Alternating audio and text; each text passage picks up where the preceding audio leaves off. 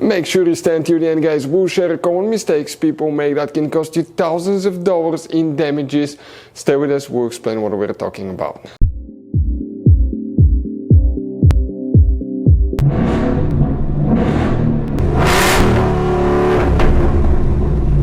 Hey guys, welcome back to Free Car Repair. Thank you guys for watching and subscribing to the channel. Today will be super helpful video to any of you having a Ford Escape, that generation here from year 2013 to year 2019. If you have one of those, you have a problem where you have a dead battery, the alternator is not charging. Stay with us, we'll explain what we see here quite often at the shop that can cause that.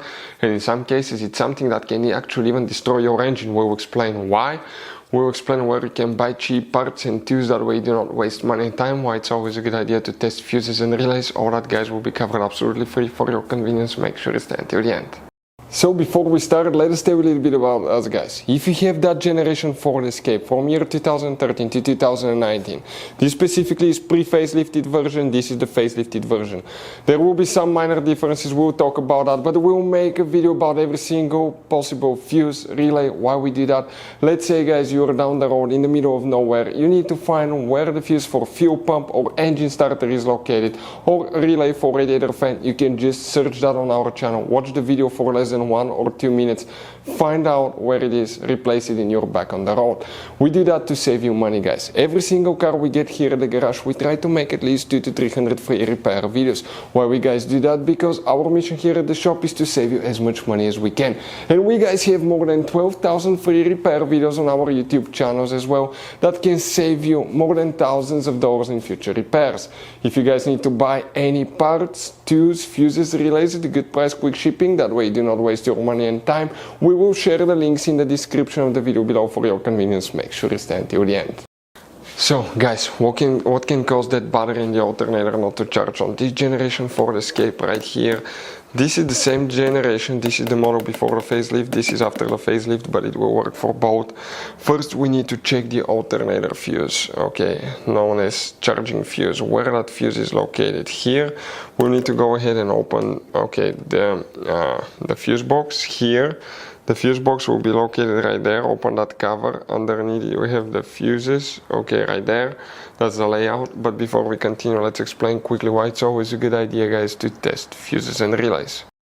So let me explain why it's super important, guys, to test fuses. Fuses, not often you can see if they're burnt or they're good. Sometimes they may seem perfectly fine, you think it's a good fuse, you put it back in and you end up spending money and time on parts and problems that do not exist, guys, when all you had to do, test your fuse, find out it's bad, replace it, fix your problem. So we will have a video how to test a fuse, okay, different kinds of fuses, and how to test relays, guys. We're going to put the link in the description of the video below specifically to that video. Please check it out. So guys, if you pay attention, you don't have any big fuses. The biggest fuse probably that you can find that I can think of is 40 amps, but none of those will be for the alternator. By the way, we'll explain where it is, but if you need to buy any fuses, relays, parts, tools at a good price, quick shipping, we're going to put a link in the description of the video below for your convenience. Check it out, that way you can save quite a bit of money, guys. We need to go back to the engine, and here by the battery junction box you're going to have another external fuse box integrated there, and that fuse box, guys, will look like this one, okay. You have all these fuses, and here you have some for power steering, some for BCM, but if you look at that big fuse that says 150 amp right here on our specific one, that's your alternator fuse. That's hidden, guys. That's the big fuse. It's brown in color. We've replaced it in the past. That's what can cause it not to charge. Other things that can cause the alternator not to charge and cause that battery could be bad alternator. Sometimes the fuses can burn because the alternator is bad. And test the alternator before you replace the fuse, because if it's bad, you may get a really high current that can burn the engine computer. Another thing, it could be the serpentine belt. If it came off, the belt came off, that will not move the alternator, as a result will not charge. So check your serpentine belt as well. Hopefully the video will be helpful. Thank you for watching, see you next time.